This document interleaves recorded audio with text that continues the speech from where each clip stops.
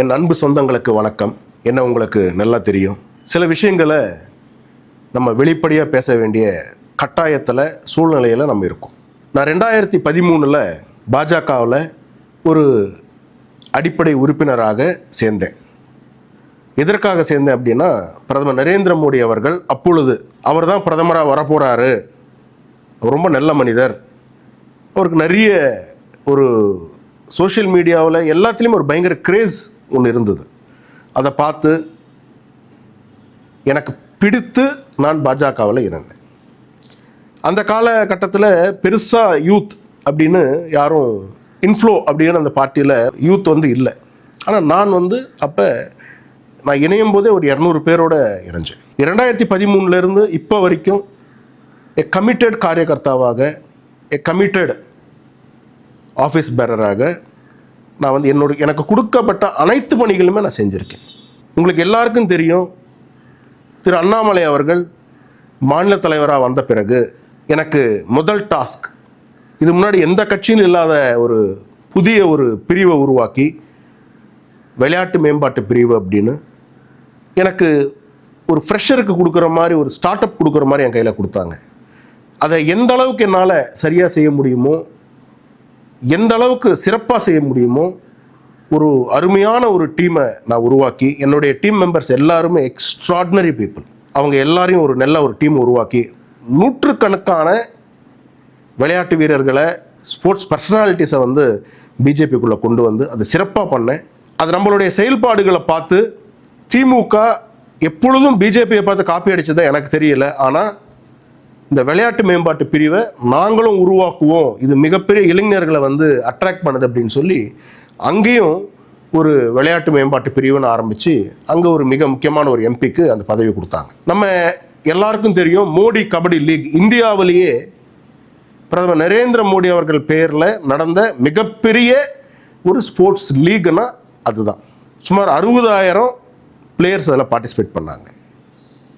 அதே போல் பல நிகழ்ச்சிகள், என் மண் என் மக்கள் யாத்திரை, உங்களுக்கு தெரியும், அதனுடைய நேம் செலெக்ஷனில் இருந்து அது முடிகிற வரைக்கும் அண்ணாமலை அவர்களுடைய அறிவுறுத்தலில், அண்ணாமலை அவர்களுடைய ஆலோசனையில் நம்ம மிக சிறப்பாக அதை செஞ்சு முடித்தோம். அந்த யாத்திரை தான் தமிழ்நாட்டில் பாஜகவை ஒரு குக்கிராமத்தில் கூட கொண்டு போய் சேர்த்தது. அதுபோல் பல நிகழ்ச்சிகள். உங்களுக்கு எல்லாருக்கும் தெரியும், 22 நாள் சிறையில், ரொம்ப கடினமான ஒரு சூழ்நிலை. எனக்கு அப்பா சின்ன வயசுல இல்லை, நான் பலமுறை சொல்லியிருக்கேன் உங்களுக்கு, சின்ன வயசுல இறந்துட்டார் அவர் எனக்கு.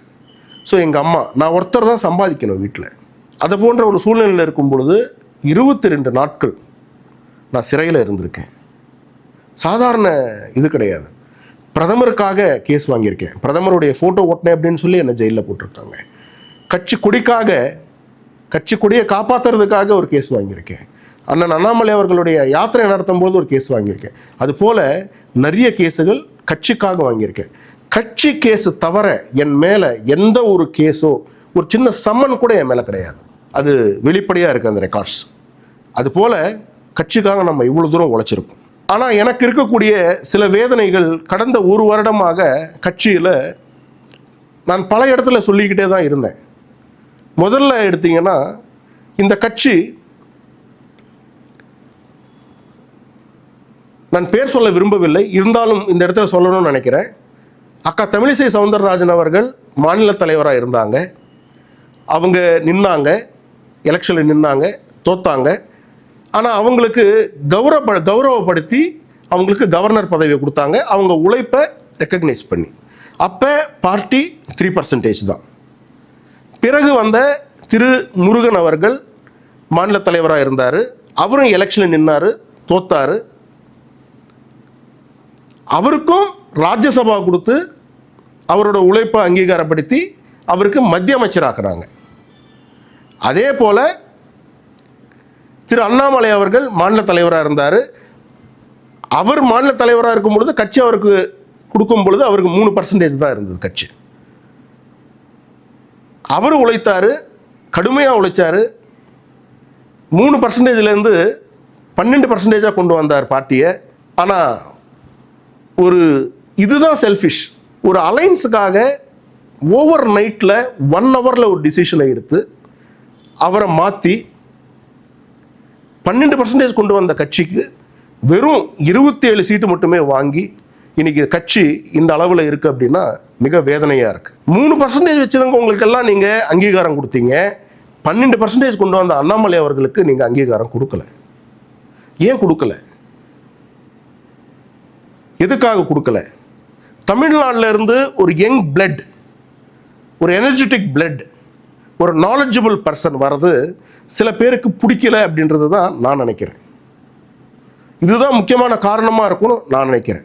பல விஷயங்களில் நாங்கள் திமுக போல கிடையாதுன்னு நம்ம சொல்கிறோம். ஆனால் தமிழக பாஜகவுக்கோ திமுகவுக்கோ என்ன டிஃபரன்ஸ் இருக்குது? அங்கே ஒரு குடும்பம் ஆட்சியில் இருக்குது, அங்கே ஒரு குடும்பம் கட்டுப்பாடில் ஒரு கட்சி இருக்குன்னா, இங்கே அதே 4 பேர் 5 பேர் கண்ட்ரோலில் தான் இந்த கட்சி இருக்குது. அவங்களே தான் நிற்கணும். தோத்தாலும் பரவாயில்லை, திரும்பி அவங்களே தான் நிற்கணும். இந்த கட்சிக்காக உழைத்தவர்கள், ஒரு தொண்டருக்காக நான் பேசணும்னு நினைக்கிறேன். நானும் ஒரு தொண்டன் தான். இந்த உழைக்கிறாங்கல்ல, சொந்த காசு போட்டு கட்சி மீட்டிங்கெல்லாம் வராங்கல்ல, அவங்களுடைய உழைப்பை இந்த கட்சிக்கு கொடுக்குறாங்கல்ல, எந்த ஒரு எதிர்பார்ப்பும் இல்லாமல் கட்சிக்காக அந்த போராட்டம்னா வராங்க, மாநாடுனா வராங்க, பொதுக்கூட்டம்னா வராங்க, எத்தனை நிகழ்ச்சிங்க, பிரதமர் வராருன்னா வந்து நிற்கிறாங்க. அவங்களுக்கு இந்த கட்சி என்ன பண்ணியிருக்குன்ற கேள்வியை நான் உங்ககிட்ட எழுப்புறேன். இது நீங்கள் சரி செஞ்சுக்கணும். அதே போல் எலெக்ஷனில் நிற்கிறது ஜெயிக்கிறதுக்கு தோக்கிறதுக்கு 2வது வச்சுக்கிட்டாலும், தோத்தாலும் மறுபடியும் அவங்களுக்கே திருப்பி சீட்டு கொடுக்கறது, ஏன் வாங்கிறது என்ன? அப்போ எனக்கு ஒரு சந்தேகம் இங்கே வருது. நிற்கக்கூடியவர்களுக்கு ஏதோ மிகப்பெரிய லாபம் இருக்கு. தொடர்ந்து தோத்தாலும் நான் தான் நிற்பேன் அப்படின்றது, அப்போ ஜெயிக்கிறது தோக்கிறது தாண்டி ஒரு லாபத்தை அவங்க எங்கேயோ ஒரு இடத்துல இருக்குன்றது நான் உறுதியாக நம்புறேன். சிஸ்டமில் இருந்திருக்கேன் நான். எங்களுக்கு மோடி அவர்கள் இப்போ இல்லை, எப்போவுமே சாகர வரைக்கும் எங்களுக்கு பிடிக்கும். ஆனால் கட்சிக்கு தமிழ்நாடு, தமிழ் மக்கள், தமிழர்களுடைய எண்ணம், சிந்தனை புரிஞ்சிக்க முடியல. நான் பிறப்பால் ஒரு தெலுங்கனா இருந்தாலும், by identity I am a Tamilian, proud Tamilian. I stand for Tamil rights. தமிழர்களுக்காக நான் நிற்பேன். இது என்னுடைய கடமை. அது போல இப்போ இருக்கிறவங்க நிறைய பேர் வந்து பேசிகிட்டே இருக்கிறாங்க.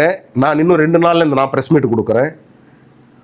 நிறைய பேர் அண்ணாமலை அவர்கள் மேலே நிறைய குற்றச்சாட்டு நீங்கள் சொல்கிறீங்க. எல்லாத்துக்கும் பதில் சொல்லுவோம். அதே போல் வருங்காலம் என்பது திரு அண்ணாமலை அவர்கள், திரு விஜய் அவர்கள், இப்படி தான் போட்டி இருக்குமே தவிர மற்றவங்க எல்லாருமே இரலவெண்ட்டாக மாறிடுவீங்க. இவங்க 2 பேர் நடுவில் தான் போட்டியே இருக்கும். இவங்க 2 பேர் நடுவில் தான் காம்படிஷனே இருக்கும். இன்னைக்கு அண்ணாமலை அவர்கள் தொடங்கி இருக்கக்கூடிய இயக்கம் தமிழர்கள் நடுவில் மிகப்பெரிய வரவேற்பை பெற்றிருக்கு. நான் என்னைக்கு அதில் இணைஞ்சிக்க போகிறேன், அதில் என்னைக்கு நான் அண்ணாமலை அவர்களுடைய நான் சேர்ந்துக்க போகிறேன்றதெல்லாம் நான் பிறகு சொல்கிறேன். மிக முக்கியமாக நான் உங்களுக்கு சொல்லணும்னு நினச்சது, கட்சி தொண்டர்களுக்கு ஏதாவது நல்லது செய்யணும், கட்சிக்காக உழைச்சவங்களுக்கு நல்லது செய்யணும். எங்கேயாவது ஒருத்தர் சொல்கிறாங்க, இந்த கட்சியை விட்டுட்டு போகிறவங்க எல்லாருமே சுயநலவாதிகள். மத்தியில் ஆளுங்கட்சியில் இருக்கக்கூடிய ஒரு கட்சியில் இருந்து ஒருத்தர் வெளியே போகிறாங்கன்னா அது எப்படி சுயநலமாக இருக்கும்? நான் கேட்குறதெல்லாம் ஒன்று தான். கட்சியில் இருக்கக்கூடிய தொண்டர்களுக்கு அடிப்படையில் நம்ம எதுவுமே பண்ணலைனாலும் பரவாயில்ல, அவங்களுடைய தன்மானத்தை நம்ம காப்பாற்றணும். அந்த தன்மானத்தை காப்பாற்றக்கூடிய செயல் கூட செய்ய முடியாத சூழ்நிலையில் இன்னைக்கு தமிழக பாஜக இருக்குன்றது தான் எனக்கு மிக வேதனையாக இருக்குது. நான் ஒன்று மட்டும் உங்ககிட்ட சொல்லிக்கணும்னு நினைக்கிறேன்.